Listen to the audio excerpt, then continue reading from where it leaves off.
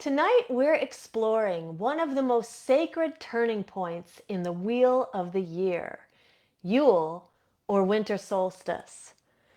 So, this is a moment when we are at the longest night and the shortest day. It's a moment that has been honored across cultures as a time of inner reflection, darkness, and the quiet return of light. So, tonight in this episode, I will be sharing some deeper lore and the origins of Yule, as well as solstice traditions and practices that you can use in your own personal practice that are both meaningful and accessible, no matter what stage of the path you are on. So, merry meet. Welcome, I'm Aislin. This is Ask Aislin, and tonight we are here with a witch's guide to Yule, winter solstice. So, welcome to those who are joining us. If you are live, say hi in the chat. Let us know that you are here. And we are going to dive in. We have a lot to talk about, but make sure you leave a heart or a thumbs up somewhere in this feed. This will help us get it out to more people. And make sure to subscribe to our YouTube channel, Body, Mind, Witchcraft, and that way you won't miss any future episodes. So hopefully the mic is working. If not, let me know, and we're going to dive in. We're first going to be starting by talking about what is Yule. We're going to talk about some of the origins. And from there, we will go into some of the practices that you can use. And also a note, and we'll talk about this a little later as well, just so you know, Yule, like all of the Sabbats, is a seasonal energy, which means if you are not able to celebrate on the exact date, which in this year, 2025, is going to be on Saturday, the 20th, just know that that date itself opens up the doorway to the entire season. And so you have plenty of time to practice before the season is over. So leave questions and comments if you're with us live, and we're going to have a Q&A at the end like always. So merry meet to those who are joining us. I see that Elizabeth is here and Cersei. Anybody else, say hi in the chat. And let's dive in. So, what is Yule? So, Yule is often synonymous with winter solstice. Winter solstice marks the astrological date of Yule, which opens up this kind of seasonal energy.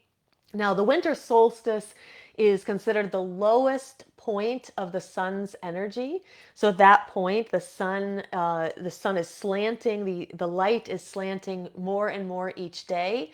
So if you kind of go out every day or every several days, and you really pay attention, you notice to the light, pay attention to the light and notice the light, you're going to notice that it is slanting a little deeper. The sun is setting a little earlier. The sun is rising a little bit later. By now, where we are locally, it's almost 7 a.m. before the sun is coming up at this time. Now, Yule marks the longest day and the longest night and the shortest day, and it's a transition from the waning half of the year into the waxing half. But the light returns very slowly. So, what will happen to us on the 20th, this Saturday, when we reach the beginning of Yule season, we're actually officially in the waxing half of the year. But here in the Northern Hemisphere, we're going to consider this the beginning of winter. So it seems a bit counterintuitive, right? It seems like we're just beginning to enter the darkness. But in reality, slowly, little by little, the days grow a little bit longer and a little bit brighter every day from that moment on. Our ancient ancestors tracked this astrological event very carefully because survival depended on it. Survival doesn't depend on us tracking the seasonal cycles any longer. But there was a point in time when it was uncertain whether the light would really return or not. And there was this idea that through sympathetic magic, people could help to turn the wheel, right, and to ensure that the growing half of the cycle would begin, that the light would return, and that sustenance would return. So what is Yule season? So like I said, Yule season kind of begins when the actual official date of the winter solstice is marked on the calendar, and that opens up the doorway to this kind of seasonal energy. And Yule season ends just slightly before Imbolc, when we shift over into a different kind of energy around just before February 1st. No, this is a time during Yule season. This is a time of returning light and returning hope, but also without bypassing the darkness. So, one of the things that we're going to mention several times tonight, just so we make sure that we really deeply hear this and resonate with it, is that this is not about good or bad or dark or light being evil. Like the darkness is not evil, it's not bad, and the light is good. It's not that at all. We don't want to bypass or skip over the darkness. We want to live within it and to find the best way to live within it. And for many witches and energetically sensitive people, that can be turning inward, feeling like they need to rest a little bit more. Our priorities shift and change. Our energy might shift and change. So we're not skipping over the darkness and only waiting for the light. We are acknowledging both, the beauty in both of those. And I think that's what's so special about the solstices. These are the times when we change that shifting energy, but we also honor and we revere the opposite half. So Yule was traditionally, so we're going to talk a little bit now more of the traditional lore. Yule was traditionally celebrated across 12 days, the 12 days of, or 12 nights of Yule. It was a 12-night, multi-night festival. Now, this time of year to our ancient ancestors was considered a space outside of normal space and time. There are actually some traditions that believe that from the start of Samhain to the beginning of Yule, it is a time that's not really, it's not really in sync with normal time. So this means that the dead and spirits and the ancestors, those were believed to walk on the earth at this time. So during this time, people would pause their work. So here we're talking about, we're kind of going back into the Norse and the Germanic origins of Yule, but people would pause their work. And on one hand, kind of pausing because there might be this belief that it was a bit dangerous to be outside if all of these spirits are kind of traversing the earth at this time. But also resonating and aligning themselves with that energy of turning inward and slowing down. It's a time to pause work. But fires would be kept burning. The fires could be thought of as the beacons that could help guide the souls through those dark nights. I think too that the fires could be related to protection, right? So if you felt that there were spirits all over the place out wandering around, you might feel like you need a little bit more protection. Now, people stayed closer to the hearth and home and kin. And Odin was considered a very prominent figure at Yule. He is the leader of the wild hunt, which we'll talk about a little later when we talk about more of the mythology. But just briefly, the hunt would sweep through the land at Yule, and it would sweep up the wandering spirits and the restless dead, perhaps those who had lost their way, who had died in that year but hadn't fully found their way across and through the veils. And so the wild hunt would sweep through and collect them. And we'll talk a little bit more about that later as a mythology that is something we can enact out or journey with during the Yule season.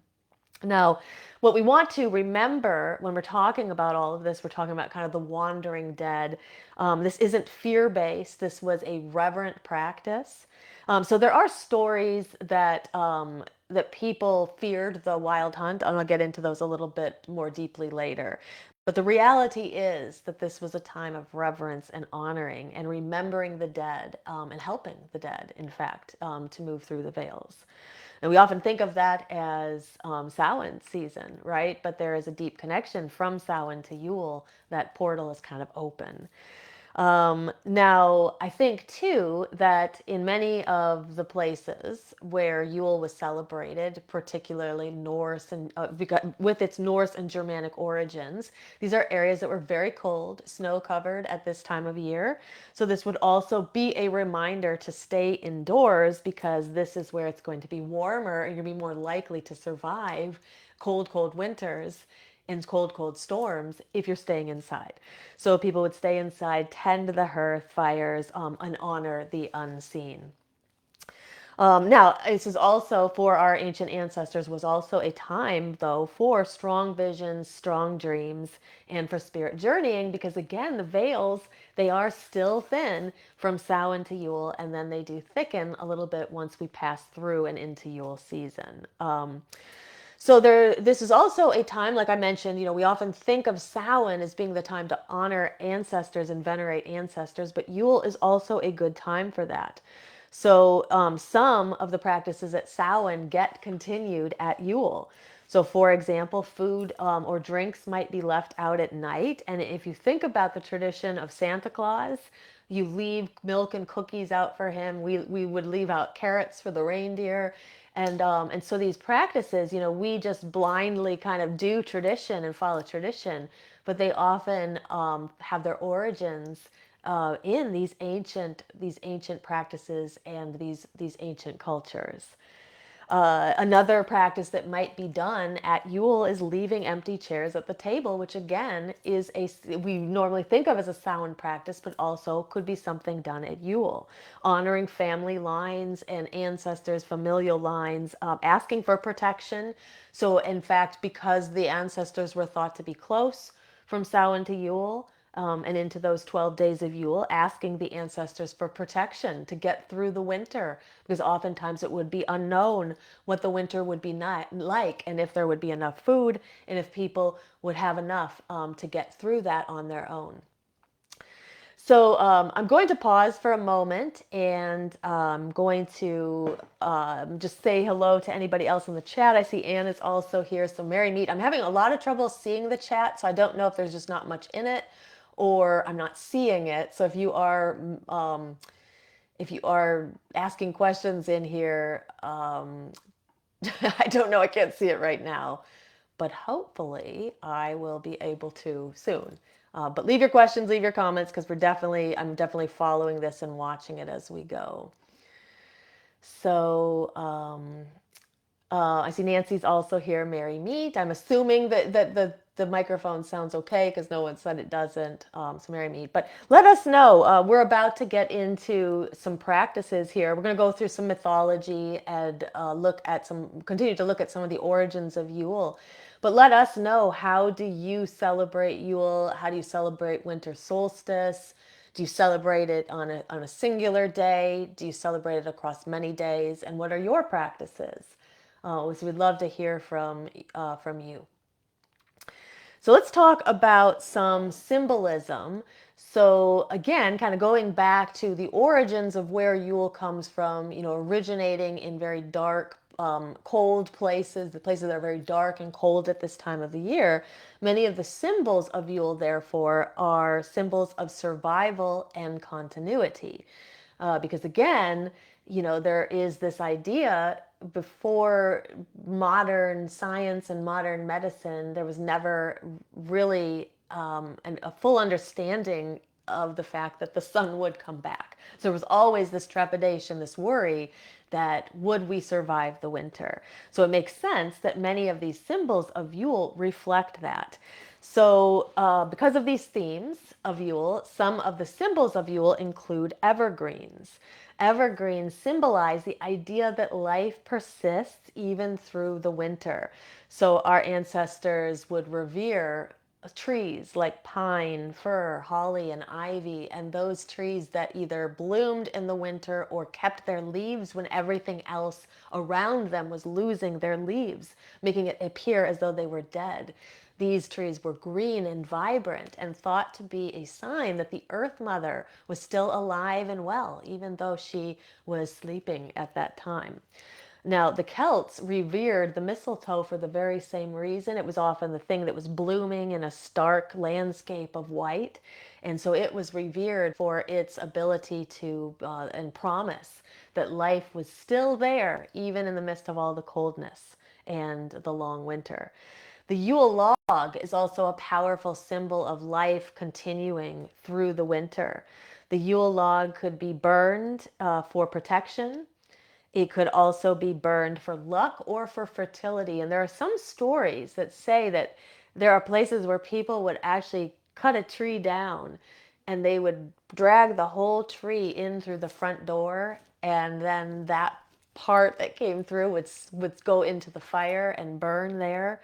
And then you would have this continual ability to burn wood for quite some time. Now, I don't know if that story is true or not, but I have heard that in passing in places.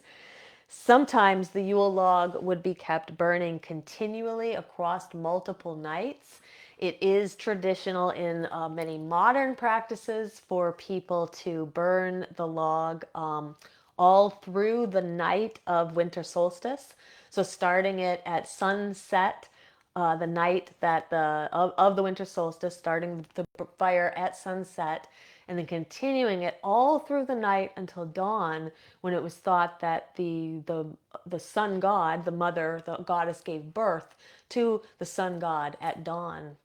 And then this was like kind of a way, almost like being a midwife to the goddess, kind of keeping that fire burning for her through the night as she labored to give birth to the sun god.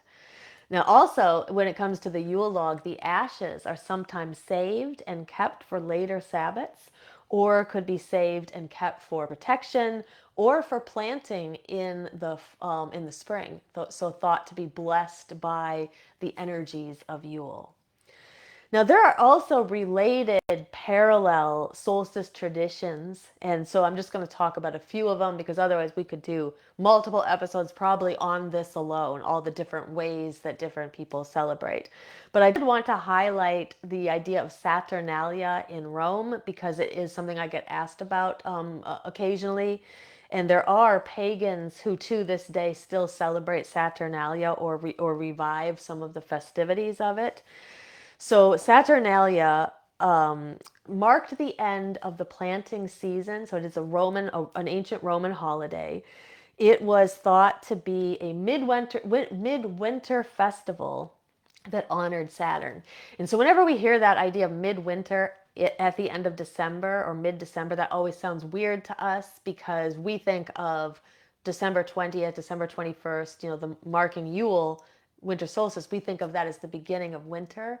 But in some of our ancestors' cultures, and in particular, like the Celts, for example, winter begins at Samhain, and so by the time you get to Yule, you are actually at midwinter. So it kind of makes sense where that word comes from. But I just wanted to bring that up because sometimes people are, how could this be midwinter if we're just beginning winter? Now, this was a midwinter festival that honored Saturn, like I said, and it was a very interesting festival where there's a reversal of social order. So, kind of, you stop working, you stop going to school for this time. There was slavery in ancient Rome, and slaves and their masters would switch spots, and so the slaves would become the masters and the masters would become the slaves.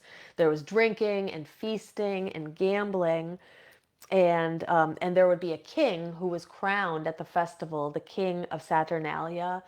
And during this time, it seemed like it was really a chance for people to take a break from work. I think, too, in some ways, it's like you're looking down this kind of long winter, and this is a time when you can have some revelry and some fun before you go into that space. But it was a time for people to kind of let go of the stricter rules of Roman society and just embrace fun. It was held from the 17th to the 23rd of December. It seems to coincide with the solstice, and so this is why there are modern pagans who still continue to honor Saturnalia because of its kind of Roman pagan connections. Now, there's also another kind of festival that took place at the same time in ancient Rome, and it's known as Sol Invictus, which translates to the unconquered sun. So in 274 AD, did not write down the name of the emperor, but the emperor declared basically declared Sol Invictus the official sun god of the Roman people, and then declared the cult of Sol Invictus to be a kind of a legitimate thing. And so people would then celebrate Sol Invictus typically on December 25th.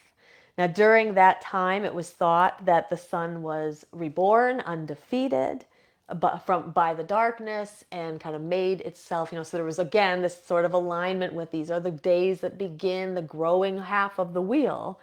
But the sun god was thought to kind of be reborn unconquered during this time. Now, the Feast of Sol Invictus, like I said, was on December 25th. This should feel like no coincidence to us that Christmas happens to also be on December 25th.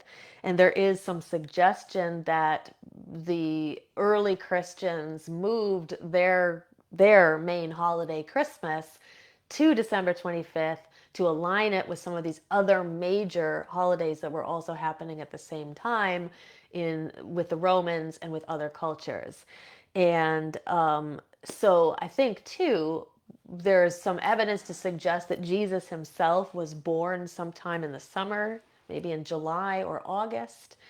And there were many sun gods that were born right at the solstice. And when you think about it, it makes sense that a sun god would be born at a time when the sun was beginning its growth. So some other cross-cultural kind of solstice themes. So without getting into all of the different ways that people have celebrated historically and cross-culturally, there are some themes that seem to run throughout all of these celebrations. So solar rebirth, we see it in the myth of Mithras as well. So this was another god who was said to be born from a virginal mother and born right at December 25th, right near the winter solstice.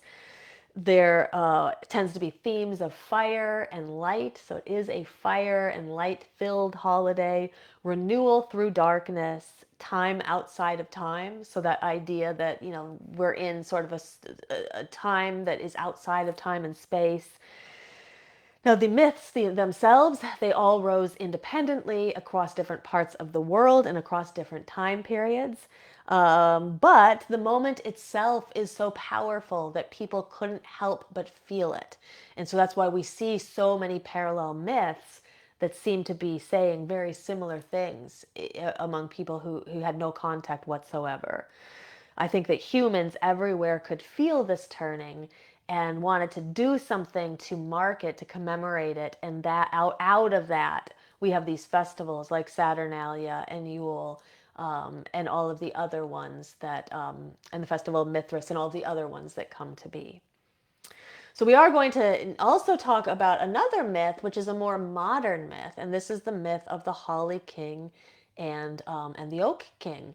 But before I do that, I'm just gonna jump back in the chat. So I see Amy's here and Brandy, Mary Meet, and it looks like the mic is all good. Nancy says so. Thank you for that. So Mary Meet, everyone. So share with us though, how do you celebrate Yule? Are you going to be celebrating your first Yule? Have you ever celebrated Yule or winter solstice before? If so, what do you do? What have you done? And if not, let us know this is your first time. And hopefully you will get some good suggestions from the second part of the episode, some things that you can do to celebrate this turning of the wheel. So I'm going to talk now about the Holly King and the Oak King. So sometimes people are disappointed to learn that the Holly King and the Oak King is a modern myth. It is not an ancient myth, but it is based on and built around these ancient ideas. So this idea of the rebirth of the sun, the kind of the battle between light and dark, the light and dark halves of the year, the idea of kind of being in the darkness, hoping for the light. All of these are themes that we see threaded through cultures and across times. Now, the Holly King and the Oak King is probably first mentioned in Robert Graves' 1948 book, The White Goddess. So if you have never read that book, it is I'm a big reader, and I'm going to be very honest with you. It is a slightly difficult book to read. Sometimes when I say that, people get mad at me and they don't understand what I'm talking about. But you just have to look at the book and read a couple pages and you'll see what I mean. It is a little bit challenging to read that book, but it's an incredibly good book. And it is a book that many of our modern pagan authors have read, and it influenced their own writings. So, so this book was inspired by older European folklore, and the story of the Oak King and the Holly King, and to the best of our knowledge, seems to be first kind of mentioned Robert Graves' book, that story itself was also inspired by older European folklore. Now, around the seasonal cycles. Now, in the 70s, Janet Farrar and Stuart Farrar, they also wrote about this story in I don't know specifically which book they wrote about it first, but they also wrote about it. And then once they began writing about it, we start to see the myth and the story appearing in other places. So that kind of gives you a sense of where it comes from. So it's not ancient, but it's built and based on ancient ideas. Now, some people will tell you that the story comes from Celtic myth, and that is probably not true because the Celts did not celebrate the solstices in the same way that this myth suggests. But again, I think this is all, a lot of what I'm saying right here is going to be open for debate and discussion because, again, we're only making guesses because we don't know for certain. All that we do know for certain is the myth seems to not appear anywhere before 1948. Now, it is a modern retelling of ancient seasonal symbolism, and there are two key figures in the story, the Holly King and the Oak King. And the Holly King rules over the dark half of the year. Now, the dark half of the year goes from the summer solstice to the winter solstice, which is always very interesting because, again, at summer solstice, we feel like we're just beginning the summer. We kind of think and feel like Lunaza is the peak of the summer. But in reality, by the time we get to Lunaza on August 1st, we are already 6 weeks into the dying half or the darker half of the wheel. The Holly King rules over that part. This is winter. Some of the connections to it are endurance, shadow, introspection. So these would be some of the themes of the Holly King. Now, the Oak King, on the other hand, rules over the light half of the year, and he's associated with growth, with vitality, with fertility, and with expansion.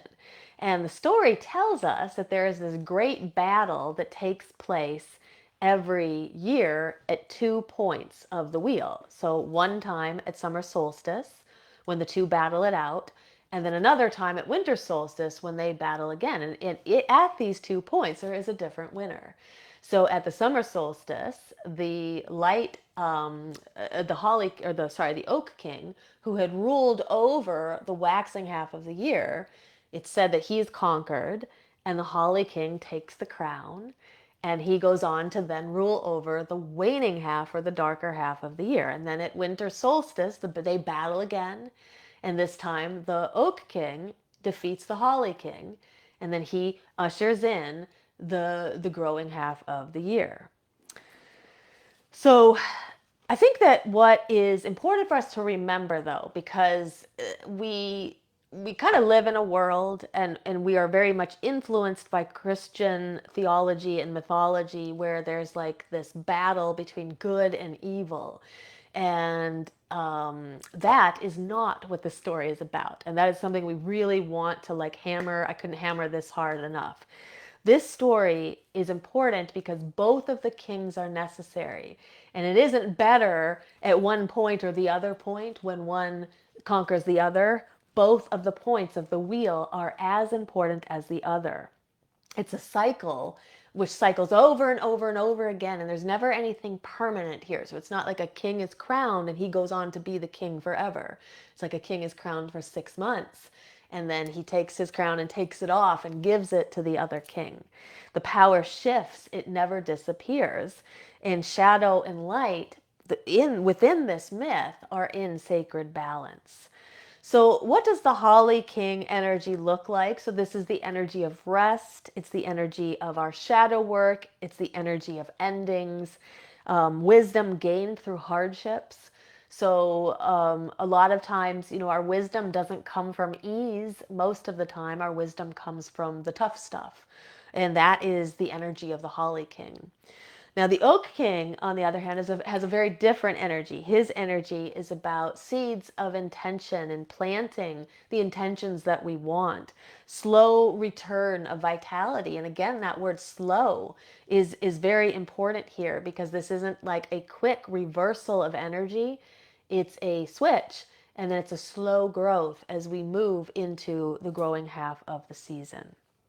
So, for those of you who are interested in this story, we're going to be exploring it in greater depth at our Yule ritual this year, the one that Coven of Midnight's Flame is presenting on Saturday. So, if you are not a member of the Coven or of our Shadow Seekers membership, you can still join us, and I will let you know at the end how you can do that, because we're really excited about this ritual. We've never I'll tell you more about it at the end, but we haven't done anything quite like this before, so we're pretty excited.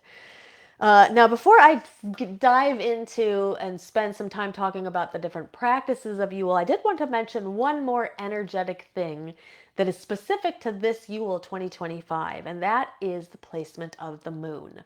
So I like to look at the lunar placement whenever I am looking at the wheel of the year and I'm kind of noticing what lunar energy takes place at each of the Sabbats. And so if you think about the wheel of the year and you think about the lunar cycle as a wheel, maybe it's a smaller wheel within this larger solar wheel, new moon is about equivalent to Yule, to winter solstice. It's the beginning of the growing half of the year, and the new moon is the beginning of the growing half of the lunar cycle. So sometimes there'll be Yules where it'll be like a full moon, or it might be a first quarter or something like that. And that doesn't make it wrong. It just means that the energy is a little bit different. So you have lunar energy and solar energy that are a little different than each other. But here, what's going to be so unique about this Yule is that the new moon is actually this Friday, the 19th, and then Yule, winter solstice, is on the 20th, the very next day. So this Yule is aligned, perfectly aligned with the lunar cycle. And so what that may mean is we will feel a combination of the two energies. There may be a double inward pull. We may be feeling more and more like gestation and less like manifestation. We may feel more like listening and dreaming and sensing than we feel doing. So why I bring this up is I just want you to be aware of this energy so that you can observe it in yourself. If you're feeling really tired right now, it could be the compounding of these two cycles that are actually have the same type of energy right now. So it's like dark moon to new moon, it already makes us feel like we want to rest a little bit. And then on top of it, the solar cycle is also asking us to do that same thing. So this is going to be an ideal time for your intention settings. This is a great time to set some intentions for 2026, things that you don't want to take with you into the next year. This is a good time for resting, getting some extra sleep, or whatever rest looks like for you.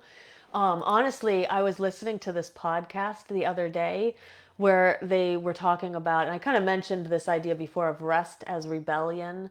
But the world teaches us to go, go, go, and always constantly be on the move.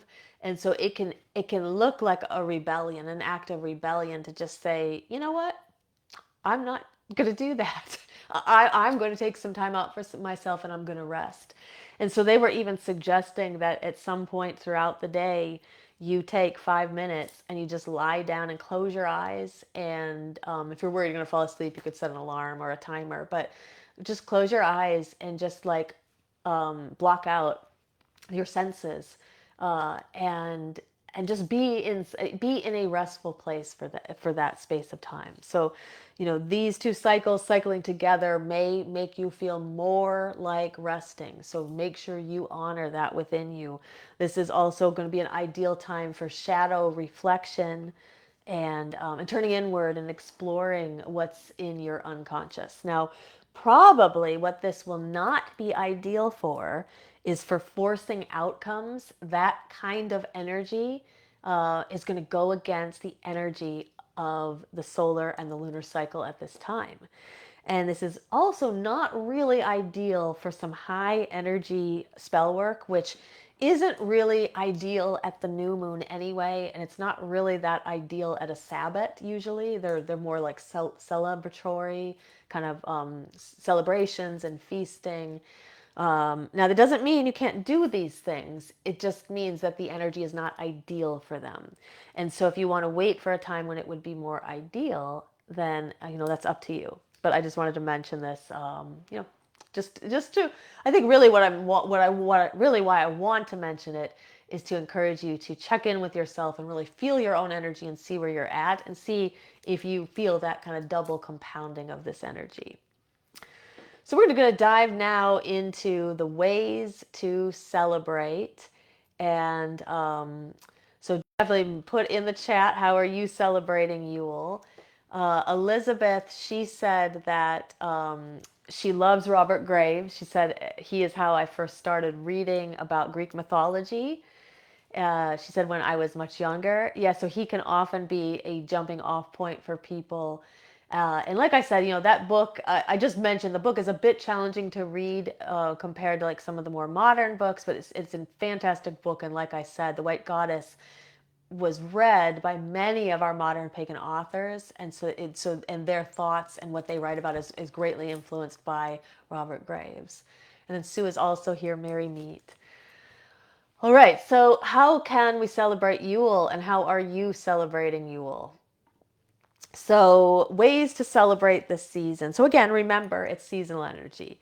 So, we can have some quiet practices which would be very much aligned with this energy. So, candle lighting is a very simple practice that is very aligned with the energy of Yule. So, I have some of my fondest memories of growing up in a Christian church, and I've left the church many, many, many, many years ago, but I still I have fond memories of the Christmas Eve service at my grandma's church in Iron River, Michigan, small little tiny town. And my favorite moment of the service every year was when they would turn out all the lights and they start with one candle and eventually everybody has their little candle and eventually everyone's candle is lit and the church is full of light and then people sing the carols. And so even after leaving Christianity and having left it years and years ago, we still do that, a little practice kind of similar to that in our pagan Yule rituals in our own coven every year. So the lighting of the candles symbolizes the returning light of the sun. So sympathetic magic, right? But I also think it's very reverent to be in a room that's dark and then to have it filled with light eventually. So I think it's always a nice practice to do at Yule. So consider having some kind of space where you can turn the lights out and then light some candles around you. Other quiet practices that a person could do during Yule season would be journaling and reflection. So if you've been kind of putting off your journaling or it's been something you've been meaning to get to, maybe you have some shadow work prompts you've been meaning to get to, this would be a good time to do those. This is also a good time for ancestor remembrance. So remember, we often think of that as a Samhain practice. But that connection from Samhain to Yule and the idea that we are in between space and time means this is also a time to revere and honor our ancestors. So any of those practices you could do at Samhain, building an ancestor altar, leaving some of the meal. So if you have a holiday meal, leaving a plate of food for your ancestors or leaving a chair at the table for them. These are great practices to bring into your own space for Yule. Now, how about some ritual practices? Well, we have the Yule log, and the Yule log, we can do a lot of different things with it. So first of all, you can have a physical Yule log, or you can have a symbolic one.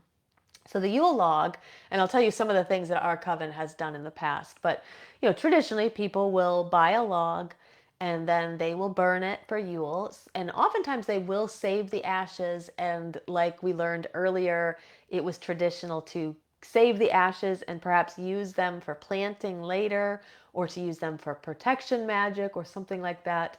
So you can do just a traditional Yule log, burn it, save the ashes. What we have done in the past is we drilled little holes into the log And then we had people write their wishes for the new year on the pieces of paper, and then they would roll them up like a little scroll and then stick them into those holes. And then we burned all of the wishes and then just kind of released the magic to the universe. So I really like that practice a lot. You can do it as a solitary. You could do it just with you and your immediate family or kids or something like that, or a couple of friends, or you could do it as part of a much larger group. Um, Now, there's also other symbolic ways, like Beth, for example, she's made a Yule log cake before that she has then brought to ritual. So there are other ways that you can, like, let's say you don't have a fireplace or you have no means to burn a Yule log, you could still get a representation of the Yule log and work with it symbolically that way. Other practices is you could do something with evergreens. So thinking back to the beginning of the episode, we were talking about the in Norse and Germanic cultures as well as the Celts, they revered flowers that bloomed in the middle of the winter. They revered trees that did not lose their leaves and stayed green even through the dying, what's perceived as the dying half of the year, right? So as far as evergreens go, there's a lot you can do. Where do we think that the tradition of the evergreen comes from in Christianity, the Christmas tree? Where do we think that comes from? Well, there is one story that goes around. I don't know for certain that it's true, but there's one story that says that Martin Luther, who was so he was the German um, theologian who broke away from the Catholic Church. So he's famous for his 99 Theses that he tacked on the door of the church and all of the things he was upset about with the church. And then he goes on to kind of begin the Protestant movement and the breaking away from the Catholic Church. But there's a story that says that Martin Luther, one day on Christmas, in who knows what year this is because I I don't know the exact year, 1300s, 1400s, 1500. If somebody knows, correct me if they know this story. But he saw these lights in the forest and he saw these beautiful trees that were trimmed with lights and it supposedly inspired him to also decorate a tree with lights, and then supposedly that goes on to create this idea of Christmas trees. Really, probably what he saw were some of the local pagans who were dressing their trees in the forest with lights and were revering and honoring them at Yule. But so the story says that gave him the inspiration. I think at the time he thought like the angels had shown him the tree with the lights, but in reality, it was probably the ancient pagans or the local pagans. So the evergreen, you can have your Christmas tree. We just call it a Yule tree. You could still call it a Christmas tree if you want. But that is a simple way to carry on the tradition and carry on this practice. And so you can get a small one or a large one. You can decorate it in any way you want. Rather than having symbols of Christianity, we would probably have symbols of paganism. So maybe some pentacles, right? Some triple moon signs, different things like that. Now one practice that we have done is we've gotten like those little tiny trees and we have ribbons that we provide for the people who come to the ritual. And the ribbons are of all different colors. And if you don't know, people don't know what the color correspondences are, we have a little chart they can look up. But we ask people for like the ways they want to be blessed or the things they want to call in for the next year or here at Yule. And then people kind of put their intentions into the different colored ribbons and they tie them on the tree, and then we have these beautiful trees that are decorated with these rainbow colored ribbons. So that's also a neat little way to sort of bring the evergreen in. Now, you can also bring the evergreen energy in through wreaths. Now, wreaths have a second kind of way that they connect to this energy in that they are circular, meant to represent the wheel of the year and the idea that time turns just like a wheel. It's a reminder to us that this is cyclical, not linear, and that the energy that we are experiencing right now will return again. but also will not be here forever. It will change and transform into something else, and then eventually turn into something else and something else, until eventually we come back to the same point in the wheel. And the wreath can remind us of that. So you can decorate your wreaths with symbols of paganism, but I also like taking the wreath itself and then putting ribbons in it in order to make a star in the middle of it, and to make a pentacle wreath. So that's something to also think. Other things that you can do are leave offerings for nature. So oftentimes it's traditional to leave some of your food or wine or juice or something that you're drinking, pouring that down at the base of a tree in reverence. There was also ancient practices where, it was just like people kind of feared whether they would survive the winter. It was also, they also worried about the nature spirits, who, and in many cases, they felt lived in the trees and in and around the trees. And so people would leave offerings at the trees for the nature spirits in order to just kind of bless them too, in hope for their continuing sustenance through the darkness and through the cold winter. Similarly, there is the bloat, which is a toasting kind of practice. So this is something that we will be doing at our ritual over the weekend, and so I'll mention that at the end. But the bloat is a traditional, it comes from Norse tradition, and during a bloat, you typically toast different things. So a lot of times you will toast the sky god, and you'll toast the earth mother beneath you. And then here, kind of in the present, you toast your presence. So you toast your accomplishments of the year. Sometimes people call it you brag. You kind of brag about what you've done well this year. And I really like the practice a lot, because there's the reverence of kind of toasting above and below, and toasting the god and the goddess and maybe the sun child, but then allowing people the space to kind of reflect on the year and say, that was something good that happened. Because sometimes we get wrapped up in all the bad stuff that happens, and it's good for us to remind ourselves that there were positive things too. So I like that a lot. And then traditionally, once the people would kind of brag about what they've done, and then everyone will say something and then take a drink, and then at the end, some of that drink would be poured out in honor of the trees, at the base of the trees. So a really fun practice, a lot of revelry in it, which is always nice to add to the Yule rituals that are a little, can be a little somber at times, and then we bring in the light as well. You can cook seasonal foods, so anything that feels connected to this time of the year is good, but some like kind of wintry foods are often like root chakra based. So like root vegetables, potatoes, turnips, things like that would be connected to this time of the year. I could do a whole episode probably on seasonal foods. But think about bringing food into your ritual as a way to celebrate this sacred turning of the wheel. The Holly King and the Oak King. So as we mentioned the story before, you could reenact that story. So we've actually had people in our coven take on the different roles of Holly King and Oak King and kind of do a mock battle while everyone watched, and there was a narrator. So you could do some kind of a little play like that. Or you could do what we're going to be doing in our ritual over the weekend, is we're going to be doing a journeying meditation centered around this myth. Similarly, you could also do the same thing with the story of the wild hunt.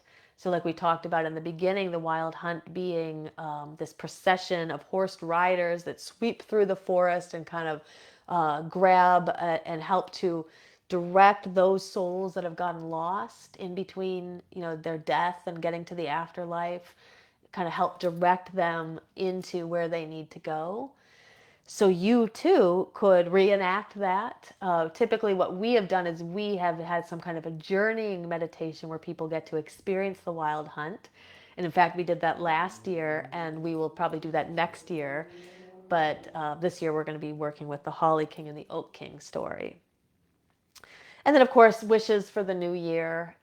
So this is considered the beginning of the light half of the year. So thinking about what are your intentions for 2026? What do you want to bring in? What do you want to leave behind? I mentioned earlier, writing your wishes on pieces of paper and then rolling them up and burning them with the Yule log is always a nice idea, but you can send your wishes to the universe in any way, and this is a very aligned time of the wheel to do that. And then just a couple of energetic practices. So again, setting your intentions because it is so close to the new moon and Yule the very next day. Great time to set your intentions. Good time to visualize the returning of light.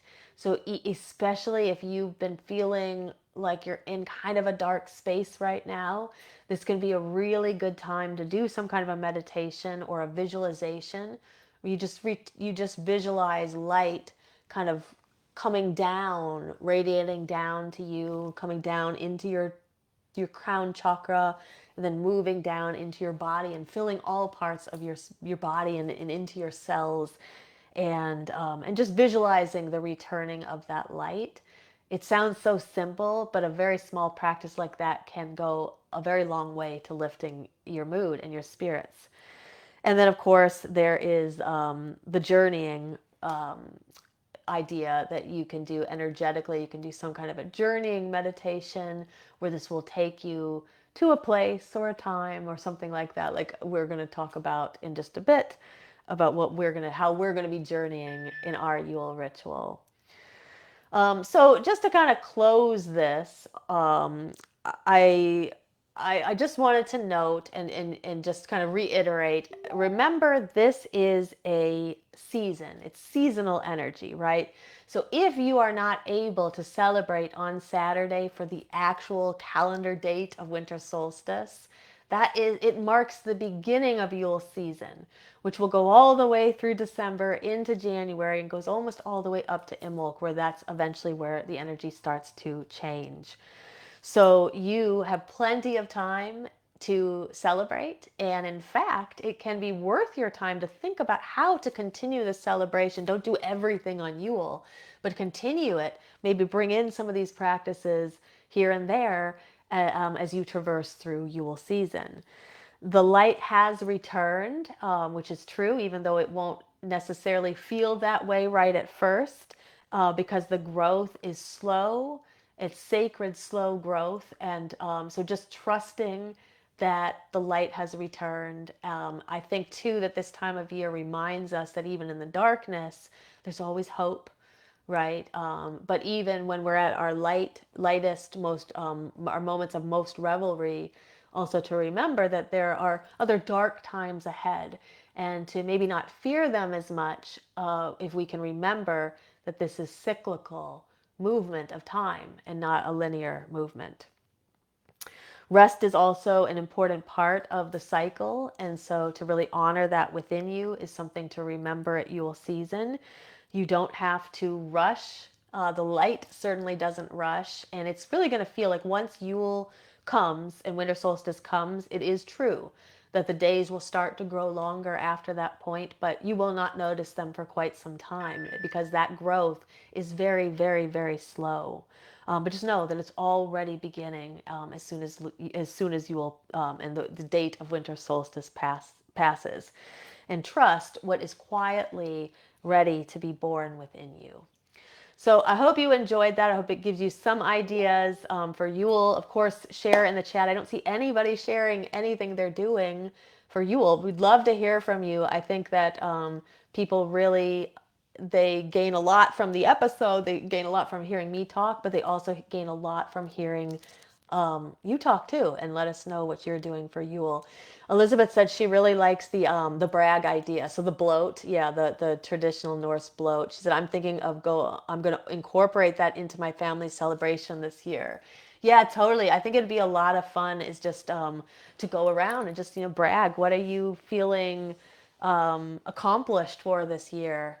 And sometimes people are afraid to say it, like, because they're just afraid. They think they're being conceited or something. But I think it's important for us to celebrate our accomplishments and brag every once in a while about what we've done that's really good, right?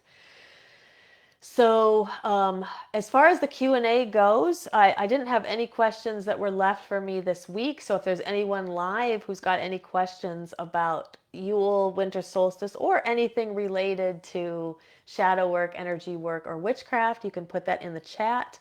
So while I'm waiting to see if there are any questions, I'm just going to tell you a little bit about what's coming up. So on 12/20, as I mentioned a couple of times in the episode, this is when we're going to be having our Coven's online Yule Winter Solstice ritual.